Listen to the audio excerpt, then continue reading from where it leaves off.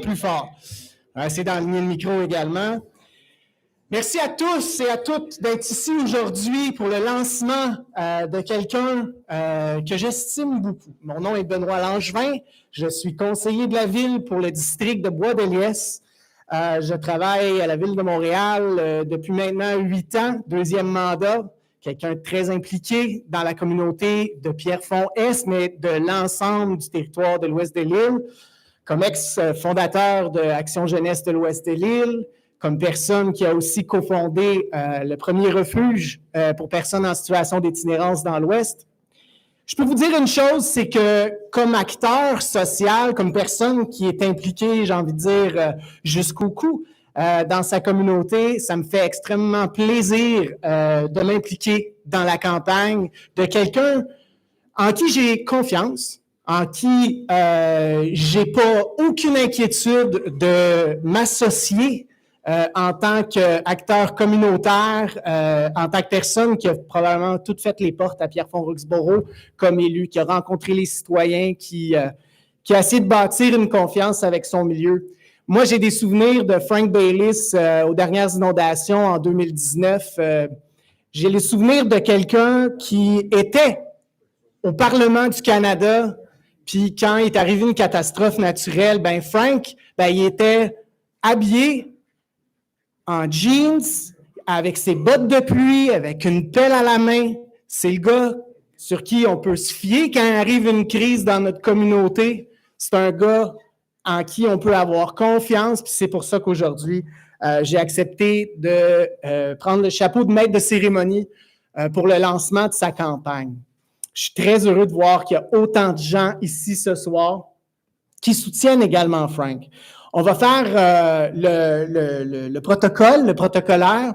Peut-être mentionner qu'on doit, nous reconnaissons que l'île de Montréal est située sur le territoire traditionnel non cédé de la nation Kanien'kehá:ka, un lieu qui longtemps a été point de rencontre pour de nombreux peuples autochtones. Nous honorons la présence des contributions durables des Kanien'kehá:ka et de toutes les communautés autochtones qui ont pris soin de ce territoire depuis des générations. Nous nous engageons à respecter leur culture, leur histoire, leurs relations, continuer avec le territoire alors que nous avançons ensemble. Ce soir, nous avons quelques invités qui vont s'adresser à vous pour justement mettre la table sur ce pourquoi on est ici. Quel genre de personnes s'associent, s'entourent de Frank pour le lancement de cette dite campagne-là? On a ce soir avec nous Louis-Edgar Jean-François qui nous reçoit, qui vient du groupe 3737. Monsieur Jean-François, je vous cède la parole. Merci énormément, Benoît. Écoutez, pour moi, c'est vraiment un plaisir, un honneur de pouvoir vous accueillir ici. Considérez-vous chez vous. Le groupe 3737 incarne plusieurs valeurs. On s'est installé ici dans le quartier Saint-Michel. Ceux qui le savent, le quartier Saint-Michel, il n'y a pas si longtemps, était le deuxième quartier le plus pauvre au Canada, après Montréal-Nord, qui est juste à côté. Nous sommes installés ici d'une façon intentionnelle et stratégique pour voir dans quelle mesure on pouvait mettre en place un écosystème. Un écosystème pour supporter les gens issus de l'immigration, les gens issus de la diversité ethnoculturelle, pour qu'on puisse optimiser ce qu'on pense, c'est à l'époque, être des communautés avec un potentiel sous-exploité. Notre but, c'est d'utiliser le véhicule de l'entrepreneuriat des gens issus de la diversité ethnoculturelle pour créer de la richesse, créer des ressources, créer des emplois et faire en sorte qu'une portion de ces ressources soit réinvestie dans les collectivités pour avoir un impact social. On a eu quand même de beaux résultats. On a accompagné plus de 4000 entrepreneurs, aidé la création de plus de 2500 emplois et collectivement, nos entreprises ont généré plus de 200 millions de dollars de chiffre d'affaires. Ça a commencé ici dans le quartier Saint-Michel. Nos résultats ont parlé et ont fait en sorte de nous amener à étendre nos tentacules à l'échelle nationale avec 11 bureaux maintenant à travers le Canada. Le groupe 3737, je disais tout à l'heure, on fonctionne avec des valeurs humaines. On met l'humain devant en premier. Avant la différence culturelle, la différence physique, On fait vraiment en sorte d'exploiter le plus possible et d'optimiser le potentiel de l'humain. Et c'est ça qui a expliqué une partie de nos succès. Frank Baylis est une personne qui incarne justement l'humain. Oui, on veut essayer de créer du succès avec nos entrepreneurs. On veut faire en sorte que nos entrepreneurs puissent développer leur projet entrepreneurial ou leur organisation respective pour démontrer une forme de succès, ce qu'on pense Frank a démontré de façon magistrale. Mais c'est son humanité, je pense, qui fait une énorme différence et qui incarne justement les valeurs du groupe 3737, d'où le pourquoi nous avons accepté de vous accueillir et accueillir cet homme avec du succès, mais cet homme humain qui est Frank Baylis. Ce que vous devez savoir également, au cours des dernières années, on a été le groupe 3737, ceux qui connaissent notre rôle, connaissent aussi mon rôle. On a été des catalystes sur la création de différentes ressources pour aider les communautés noires du Canada. So we've put together different initiatives to be able to support the Black community of Canada. It's close to $900 million in terms of concrete resources that we've put together collectively. We'll never say we'll have the pretension of doing that work all by ourselves. We did that as a collective from individuals from the private sector, from the public sector, from the academic sector, but as well from the community sector. At the end, we've worked collectively to create amazing results. And I remember when we started at the beginning to sensibilize and bring actually the decision makers to bring and put together these resources, it was a challenge. But what was amazing is we worked with individuals such as Frank Baylis, who right off the bat became an advocate to make sure that we see these important resources put in the forefront to be able to empower the Black community of Canada. Today, we're glad to say that these initiatives, in terms of impact, have helped in the creation of 7,000 jobs across Canada. We've been able to generate more than $420 million of revenues through Black initiatives across the country. We've been able to, those non-for-profit, add more than 20,000 volunteers to be able to support them in their day-to-day activities. Also, when we talk about non-for-profit, building their capacity means adding 2 new sources of revenues to their projects, and as well adding an average of 3 new board members to their projects. So as you can see, with these numbers, the impact has been tremendous. And without someone like Frank, someone who believes actually in the potential of this community, an untapped potential historically for different reasons that mainly are around issues of access, it wouldn't have been possible to be able to kind of transform not only the Black community, but to transform Canada as a whole. So yes, please.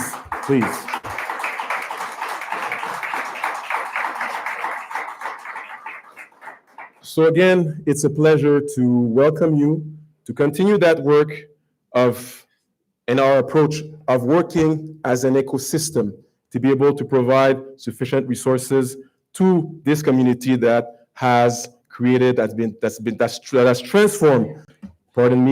transformed Canada in the last 5 years. So without further ado, I would like to, I'm not sure, should I give you okay, I'll give back the mic to Benoit. So again, thank you for this. Thank you for being here. And again, we're here to support, and we'll work diligently with Frank and everybody that wants to kind of dynamize those important resources to be able to support the Black community of Canada. Thank you very much. On est chez vous quand même. Je ne voudrais pas m'imposer, mais c'est moi le maître de cérémonie pour ce soir. Peut-être quelque chose d'autre à mentionner de Frank Baylis, là. Si vous arrivez à me trouver un non-profit où Frank n'est pas impliqué sur soit un CA, soit au travers du financement, soit au travers de n'importe quelle implication, il arrive une crise, je vais vous le dire, moi j'ai entendu le nom de Frank Baylis avant et après même avoir fait le Parlement. Donc, une autre des raisons pourquoi j'ai aucune hésitation à soutenir Frank dans sa démarche de devenir notre premier ministre du Canada, parce que j'y crois. Moi, j'y crois que le Parti libéral va reprendre ses lettres de noblesse, puis il va reprendre le chemin qu'il doit prendre. Puis je pense que c'est le leadership comme celui de Frank Baylis qui va nous permettre de s'y rendre. Puis en parlant des organismes communautaires, il faut que je vous présente quelqu'un aussi qui aurait quelques mots à vous adresser, qui fait un travail extraordinaire à Pierrefonds-Roxborough, à Perspective communautaire, qu'est-ce que je dis là? À Projet communautaire de Pierrefonds, qui est le PDG qui est avec moi, M. Michael Leclerc. Michael, if you'd like to address a couple words for our friend Frank. Merci, Benoît. Merci tout le monde. Bonsoir, mesdames, messieurs et distingués invités. Mon nom, comme Benoît a dit, est Michael Leclerc et depuis près de 10 ans, j'ai eu le privilège de découvrir les qualités exceptionnelles qui font de Frank Baylis un grand leader et une personne dont le Canada a largement besoin en ce moment. J'ai rencontré Frank pour la première fois lors d'une levée de fonds au profit de soins palliatifs. Et là, par une coïncidence improbable, nous nous sommes liés par notre intérêt commun du cinéma. Un lien que nous continuons d'entretenir à ce jour. And frankly, this lack of pretension, this approachability, coupled with a disarming enthusiasm and genuine desire to listen, to chat, to learn, is what sets Frank apart and makes him very unique. Beaucoup d'entre vous ont sans doute entendu parler de la générosité et du sens de la philanthropie de Frank. J'ai commencé à travailler dans le monde OBNL il y a environ 7 ans et depuis, je peux affirmer avec certitude que Frank se soucie profondément des gens, de l'importance de la famille, d'une communauté forte, dynamique et inclusive, et de l'entraide, particulièrement durant les moments difficiles. Whether it's rolling up his sleeves to help with sandbags during a flood, taking the time to listen to the harrowing plight of street kids, or stepping in to steer a valued community organization through a pandemic, Frank is always there. Frank n'est pas un simple prétendant distant. Il est présent, accessible, respectueux et très à l'écoute, désireux d'entendre tous les points de vue. C'est un homme d'action, un joueur d'équipe, quelqu'un qui veut faire avancer les choses et notamment quelqu'un qui veut toujours aider les gens et veut faire la différence. And I don't know how he does it, but Frank still conveys a sense of wonder, excitement, and optimism about the world, and in particular, Canada's potential to be a dominant and respected player on the world stage. These are the exceptional qualities that set him apart, and these are the qualities needed for the next leader of the Liberal Party. Merci beaucoup. Thank you.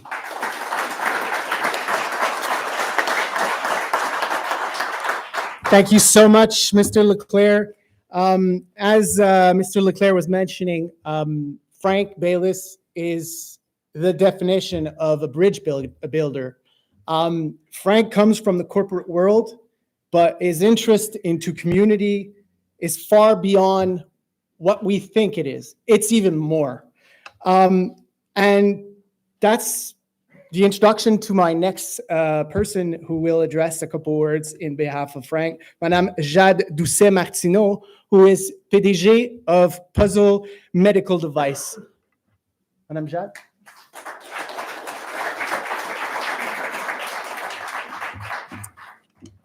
Bonsoir à tous, je m'appelle Jade, je suis cofondatrice et PDG de Puzzle Medical Devices, où on a développé une pompe cardiaque pour les patients qui ont besoin d'un nouveau cœur. Au courant des 7 dernières années, on a grandi l'équipe à 40 personnes aujourd'hui. On a créé un environnement qui permettait à chacun de faire le travail qui faisait de l'innovation Et on a réussi à obtenir en fait la désignation de breakthrough de la part de la Food and Drug Administration des États-Unis. Mais plus important, on a réussi à traiter avec succès nos 7 premiers patients lors de nos études cliniques dernièrement. Pendant notre parcours, on a été inspiré par une start-up à succès canadienne en particulier, donc Baylis Medical. Baylis, leur dévouement, l'innovation, la qualité a vraiment été un modèle pour des startups comme la mienne pour devenir à notre tour un succès. Last year, we got the chance to be invited to visit their facility to meet with their team. And from the moment we crossed their doors, it became clear to us why Baylis was so widely respected. All of their people, some of whom have been there for over 20 years, are fueled by a common vision to improve healthcare for patients around the world. They shared stories of overcoming challenges and pioneering new technologies. And it wasn't about business success. It was about creating a culture where people are dedicated to making a real difference in patients' lives. And this, you could feel it from each and every team member, from the clean room technician to the highest levels of leadership. With Frank's vision, Baylis Medical has transcended our Canadian borders, earning international recognition for its medical breakthroughs. And it's not just the technology that's impressive. By developing top-of-the-class talent, fostering a culture of collaboration, and creating exponential growth through international partnerships, Frank has enhanced both patient healthcare and our country's reputation for excellence. With Frank's proven record of forging strong alliances, negotiating beneficial outcomes, and delivering tangible results, he's well positioned to secure Canada's interest, especially in the face of tough global challenges right now, and pave the way for our nation to thrive. I want a Prime Minister who can bring Canadians together, foster innovation, and elevate our country on the international stage. And I believe that Frank Baylis is that leader. Merci beaucoup et bon succès, Frank.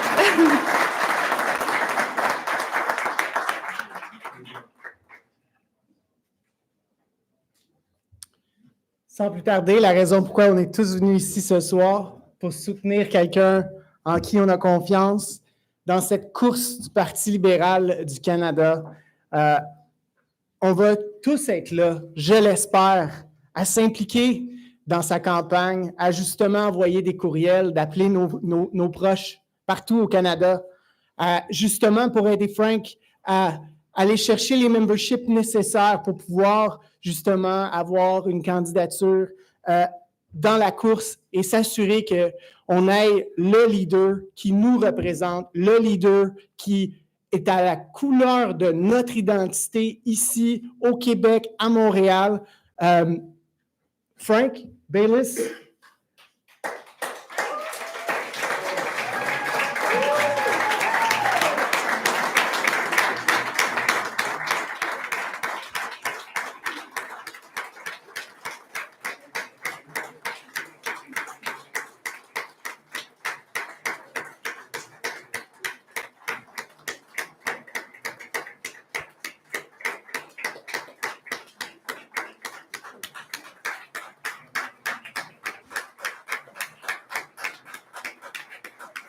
Ah ouais, un petit peu d'énergie, là. Go Frank, go Frank, go Frank, go Frank, let's go! Ah ouais!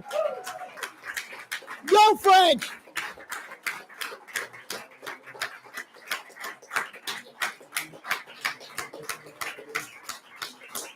On va avoir besoin de toute votre énergie, tous les amis, les proches de Frank.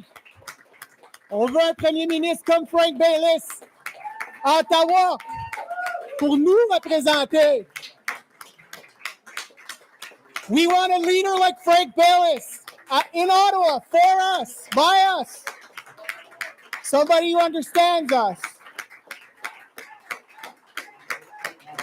Mr. Baylis, the mic is yours, the floor is yours. Okay, I can't beat that.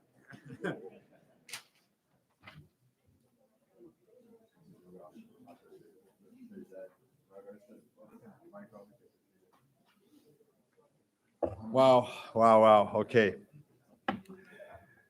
Merci d'être venu ce soir. Je suis tellement touché avec mon lancement que je me suis entouré des amis. I'm surrounded by friends, and I can't think of a more beautiful way to start my campaign officially. Et pour le lancer ici à Montréal, la belle ville de Montréal, la ville où mes parents qui sont ici de l'immigration ont venu et qui se sont rencontrés ici. So Montreal is the city of my parents. It is the city where my mom and dad emigrated to. My mom emigrated here from Barbados, and my dad immigrated from England. And they met in Montreal in the 1950s. And the story is that they fell in love, but I know that my dad chased my mom. And he finally caught her, thank God. My mom loved Montreal, but I can tell you something. My mom, who is a colored lady, black lady from Barbados, she also had challenges in Montreal. In the 60s, we forget that people would have racism, overt racism, and they would say to people, we don't hire black people, or we don't hire these kind of people, or that kind of people. That's how it used to be. And that happened to my mother. But when it happened to my mother, people did not know my mother. My mother was a very, very strong lady, bless her soul. And she took that company to court. She took that company to court, and her court case took 12 years. 12 years she fought that court case. And after 12 years, the company was finally found guilty. Now, can you imagine what they were charged, what the fine was? After 12 years, we were found guilty. Do you know what the fine was? $25. $25 for 12 years. 12 years battle for $25. But my mom's case was never about money. She wasn't after money. What my mother had done was to set what they call in Canada the precedent-setting case. Before my mom's case, you could discriminate openly. After my mom's case, it was illegal all across Canada. This is the fresh air that we breathe, thanks to my mother.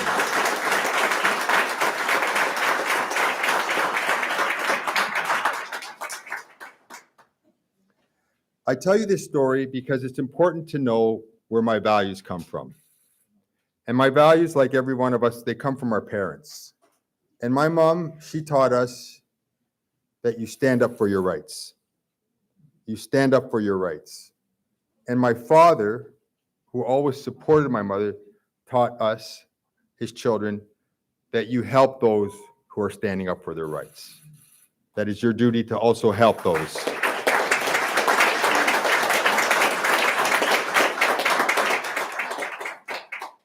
I give you this backstory so that you understand. When I was elected, one of the first challenges we took on was there was a tremendous wave of Islamophobia, attacks against Muslims. And at the local mosque, my friends came to me and said, Frank, we need to do something. It's getting very bad here. And that led myself with Mr. Samir Majoub from the Canadian Muslim Forum to put together a petition called E411. And this petition was simple. It just asked the government to recognize formally that we condemn Islamophobia. And at the time, we worked very hard because electronic petitions, they only have a small window to get signatures. And I am proud to say that we got the most signatures in Canadian history at the time, over 70,000 signatures in a very short period condemning Islamophobia.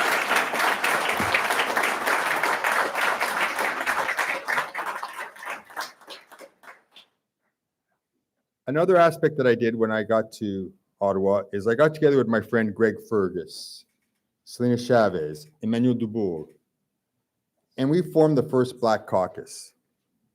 And in the Black Caucus, what we said to the government is, yes, there's racism, there's challenges, but Black people, we pay our tax like everybody else, and we want investments into our community. That's why we decided to have this event right here at this incubator, because this incubator, run by my good friend, Louis Edgar, this incubator has been investing in Black-led entrepreneurs and having phenomenal results. And I'll come back to that, but it's part of what we wanted to do, was to put it and see the investments into these communities. Then when I left government, I didn't stop because these things are important to me. And my friend Marvin Rotran in the Jewish community came and said, we're going to create an organization called United Against Hate. And United Against Hate is working to call out racism, discrimination, wherever. And one of the things that we've done is that next month, the government of Canada is going to do an investigation into the rise in anti-Semitism. And it's happening here in our country. In my writing, the local synagogue 2 times firebombed. 2 times. It didn't burn because someone woke up in the middle of the night and saw the fire and called the fire department. This is not acceptable. It's not acceptable to attack our mosques or our synagogues or our churches.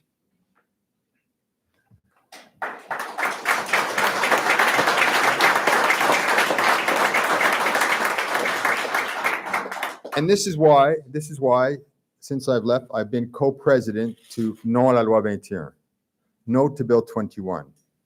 Why? Because Bill 21 discriminates. And we've seen that when it's put to work, I have no problem with what they call laïcité, no problem with saying the state should not promote or attack any religion. That's fine. But the law, the way it's implemented, is not working. And an example of that was a young lady called Fatima who lost her job in Ottawa. She was a young school teacher, young Muslim school teacher. Children liked her, the parents liked her. The school said she was great. Her only thing she did wrong when she wore a hijab, and she lost her job for it. So when I look at Fatima, young Muslim woman, and I look at my mom, young Black woman, I see no difference. And my mom is no longer with us, but I know my mom. And my mom would be insisting, you stand with this young lady. You stand with Fatima, and this is why we are fighting Bill 21, to make it right.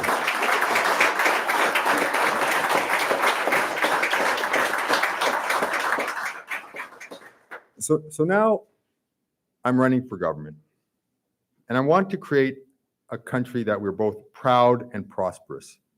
Ça, c'est mon défi. Ça, c'est notre défi. We want a country where we can be proud of ourselves, and this is having human rights in Canada and abroad, and then we want prosperity. And so I have a prosperity agenda. And the prosperity agenda is going to do 3 things. The first thing we're going to do, la première chose que nous allons faire, c'est d'adresser la question de la coût de la vie. Cost of living. La vie abordable. On est rendu...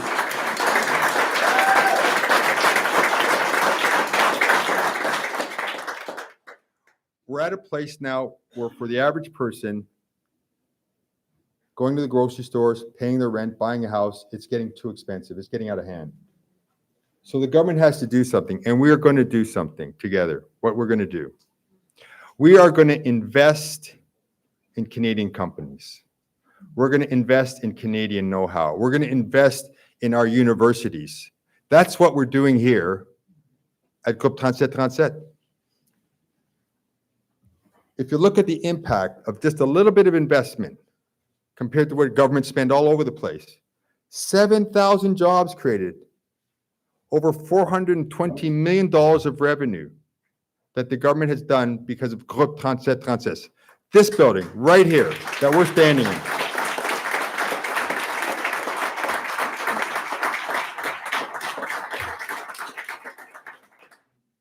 This young lady here, Jade Doucette, Martineau, her and her partner, François, 2 young engineers trained right here in Montreal and in their medical field. And they invited me to come and see what they're doing. And I went, wow. I was like, wow. And I called my partner, Chris. I said, next time you come to Montreal, we're coming to see Jad. We have to see Jad and what she's doing. It's incredible. So she asked one of us, would we come on the board and help? And maybe they need a bit of investment. And we said, yes, we will, what they call in venture capital, we will lead the round. We're going to invest in you, and we're going to see who else wants to come and invest with us. We're going to make an investment. You know the problem we had? Too many people. Have you heard that? Too many people calling up saying, we want to invest too. And you know which ones were the most pushy? The Americans. The Americans were pushing and saying, hey, Frank, we're your friend. Let us invest too. Frank, we've known you for many years. Come on, open the door. We didn't say there's a government grant. No. We didn't say we're helping you at all. They just said, we like this technology. We like these people. We see what they're doing. This is what investing in ourselves does. We don't need to give money to any company to come here. We just need to promote people like Jad and her partner, Francois.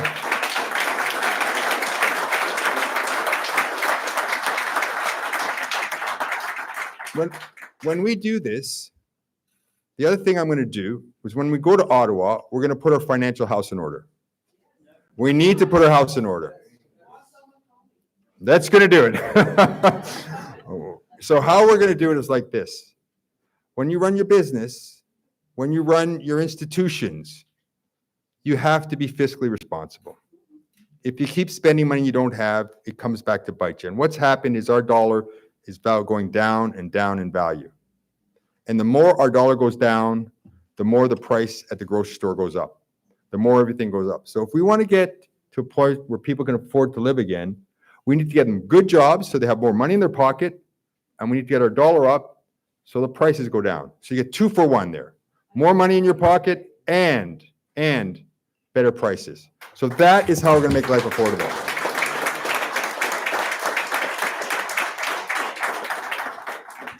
That's point number 1.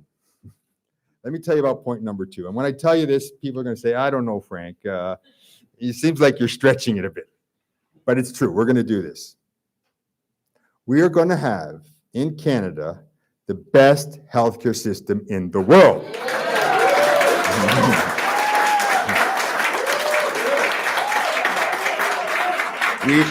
We are going to do it. I have been across this country, and we're going to do it. I have been 35 years in the healthcare industry. I've dealt with doctors. I've dealt with hospitals. I've dealt with policymakers. I've dealt with government agencies, and I know what needs to be done. We have a team, and we're going to do it. And I'll tell you the problem we have. Right now, you have 2 ways to get into the system. Your doctor, if you have one, and even if you have one, you have to wait months and months and months, or a hospital. Years, okay. So we only have 2 doors. We're going to open a 3rd door.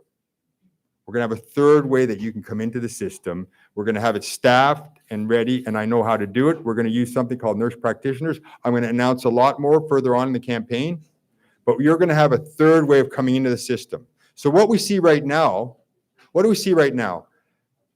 About 2 years ago, the federal government said there's $40 billion more for healthcare. And everyone went, yeah, okay. Who said, okay, it's solved? No one. We're shoveling the money into the fire. And they said, you know what you got to do? Get a bigger shovel. Or they say, you know what? Shovel faster. Money's not the answer. It's not money. We need what we call a paradigm shift, a new way of tackling the problem. That's what I'm going to bring. That's what I'm going to be announcing. And when we do that, we will have the best healthcare system in the world.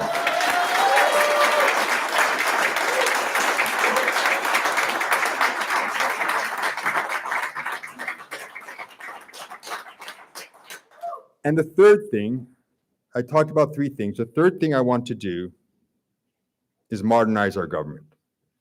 We need to modernize our government. So a lot of people ask me, Frank, why did you leave? Why did you quit? You know, I was elected from 2015 to 2019. They said, why'd you quit? And I have to tell people, okay, listen, I didn't quit. My dad never let us quit anything. I signed up for 4 years, and I did 4 years. We're so used to having people never want to leave that if they come and work for 4 years and say it's time to go, they say, oh, you quit. No, I didn't quit. I did try to do this. I got there very quickly. I said, man, this is not working.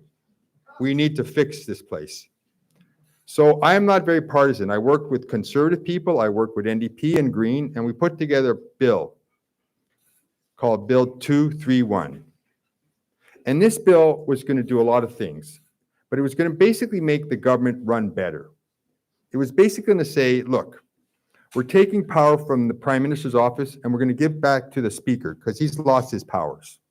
I'll explain that at another time because it's detailed. We're going to take power from the Prime Minister and we're going to give it back to the members of Parliament. And we're going to take power from the Prime Minister's office and give it back to the people.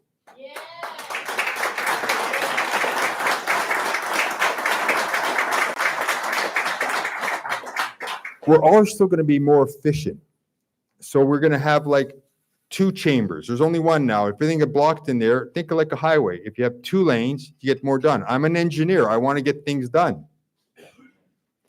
Now, I brought that bill and I realized very quickly, you know, sadly, the powers that be, they don't want to change. They don't want to change. I could see that. Something very unique happened, I can tell you, when I presented the bill. Very unique.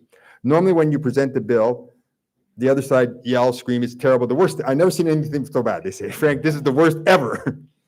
But this time, they did a procedure so that the bill could not be debated. And you know why they didn't want it debated? Because they didn't know who on their side was with me. They didn't know we can't even trust these guys because a lot of the people I spoke to said, Frank, I like what you're doing. We have to change the place. So they said, we can't take a risk. So we're going to use a procedure that doesn't allow the bill to get debated.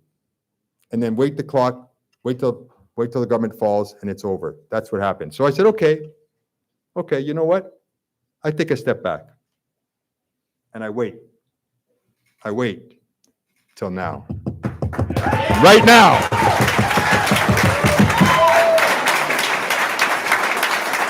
Together, if you spread the word and you tell people this, we're going to make this change. I didn't go back because I couldn't go back to waste my time. I'm serious. But more importantly, I couldn't go back to waste your money. That is happening now, and we are going to change it.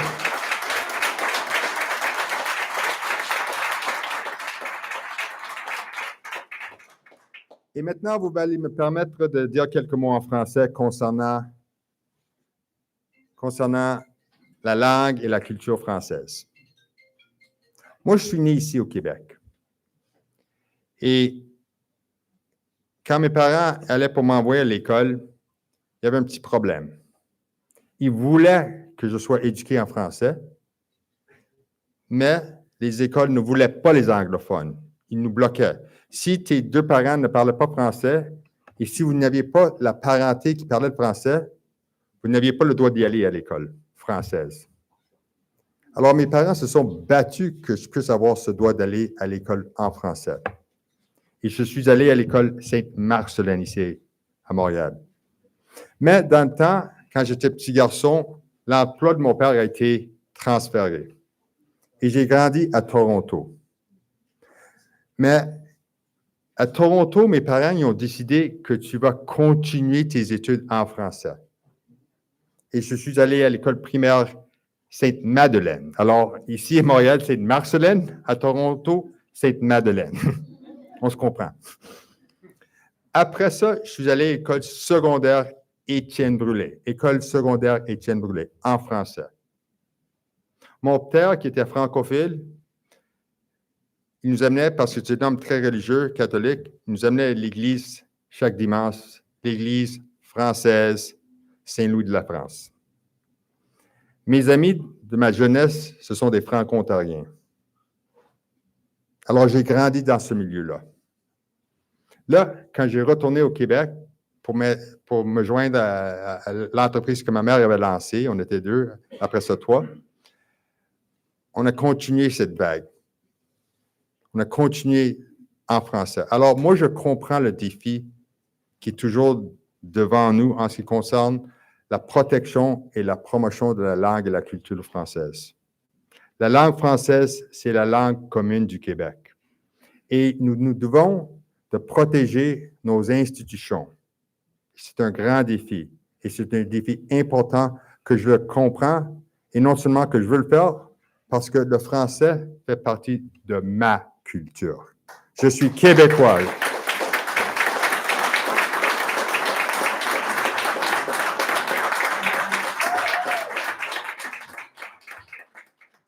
So now I'm going to wrap up, but I know before we wrap up, there's something we haven't talked about. There's something to the south of us, on the other side of the border. I'm sorry, don't get mad at me. I have to talk about it. We have to talk about President Trump. Okay, all right. Whether we like it or not, whether we accept it or not, the American people have decided to put as their president a very aggressive, a very hard businessman. So we need to meet fire with fire.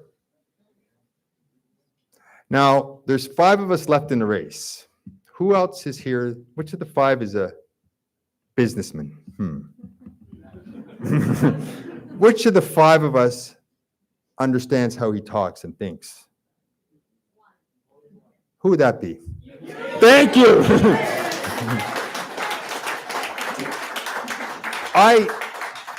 I understand Donald Trump, but more than that, and you're all my friends, and I'm so happy to see you all here and such my family too. I'm sorry, friends and family. And you know me as a nice guy. But my wife is there, my son is here somewhere, and I'm not always a nice guy. I'm not always a nice guy. And when I need to be in business, I can deal with this. I'll tell you why. I can't tell you how many hundreds of contracts I've negotiated with Americans over the years. And most of the time, they're very polite, very professional. They might drive a hard bargain, but they're polite and professional. Having said this, I've met Donald Trump characters before. It's not the first time I see this. It's not the first time I've seen someone that's aggressive and rude, and it's been rude to our country, unacceptably. But none of that's going to work on me. None of it is going to work on us. We are going to stand up.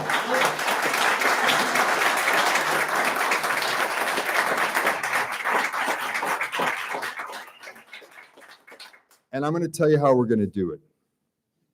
When you're dealing with this kind of a negotiator, this kind of a bully, you fight pound for pound. You get hit, you hit back. You get hit twice, you hit back twice. He puts $1 tariff, fine. We put $1 tariff. He puts 2, we put 2. You put 10, we put 10. He will understand that he is not pushing us around. He will understand that we stand up for it.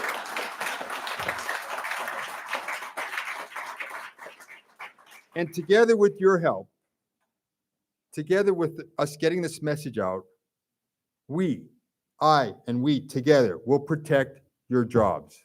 We'll protect our jobs. We'll protect our businesses. We'll protect our economy. And most importantly,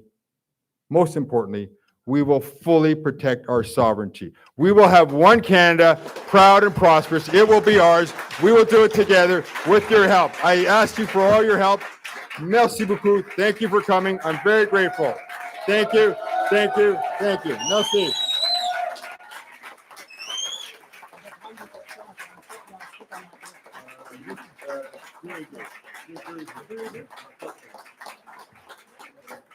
Pour nos amis les médias, on va commencer avec le français. On va prendre 2 questions. Donc, je ne sais pas qui veut commencer. C'est juste toi en anglais? OK, tu as droit à 2 questions. Sure.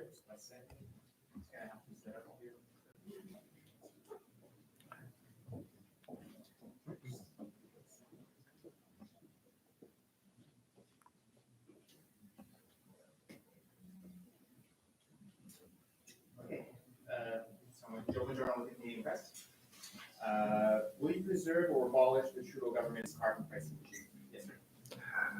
The carbon price, okay. everybody wants a simple answer to a complex question. What I tell people is this about the carbon price. There was a time that you just threw your garbage anywhere. And we said, this is not acceptable. You can't poison the earth. So what we did is we paid for garbage collection, we paid for dumps, we paid for recycling, and we have clean earth thanks to it. And if you've ever been in a city where there's no garbage collection, you'll know what I'm talking about. Then we had a time, it was the normal, where any paint factory would set up beside a river and just throw the extra right into the river. Or the sewage would just be pushed right into St. Lawrence or whatever. And we said, this is not acceptable. And we said, you know what? We have to have water treatment plants, sewage treatment plants. You cannot set up and just dump your garbage into the water so that we have clean earth, clean water. Today, we have it that you can just dump whatever garbage into the air. And I have been to cities in the world, you never see the sun. You don't see a blue sky. The first day I thought, oh, it's foggy. Second day, third, no, it's not fog, it's smog. We do not want that here. So we have to clean the air. The way the carbon tax is presently set up, it's not working. I understand that. But I don't want people to think, oh, there's no problem here. It's hurting the wrong people and it's not getting us any answers. So we're going to fix this. And what we're going to do is drive towards clean air. And when we get that clean air, guess what? We're going to have a great environmental impact. So we are going to fix this carbon tax, but there's going to be something tangible that you can all be proud of that we can point to and say, we are doing our share. We are having clean air, clean environment. That's what we're going to give to our kids. That's what we're going to give to a legacy for everybody here. So you have clean earth, clean water, and clean air.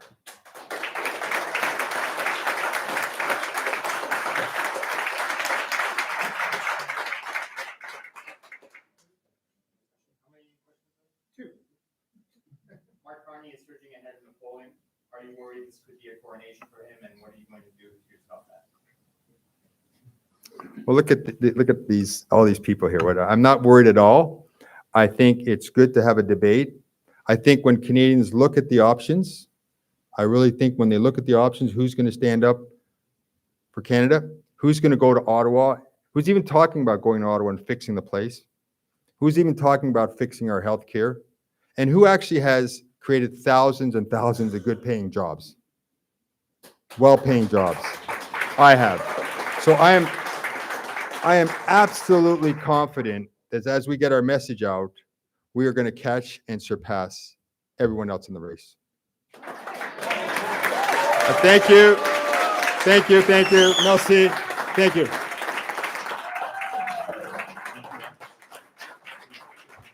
Merci tout le monde. Vous pouvez rester, continuer à discuter un peu. Je déclare la fin de la séance. Alors, je vous souhaite une bonne route à la maison, parce que je vois des voisins ici qui habitent à Pierrefonds. I see neighbors from Pierrefonds, Roxborough. It's a long road, I know, but it's for a good cause. Keep on supporting Frank Baylis for the next election. Have a nice evening, everybody.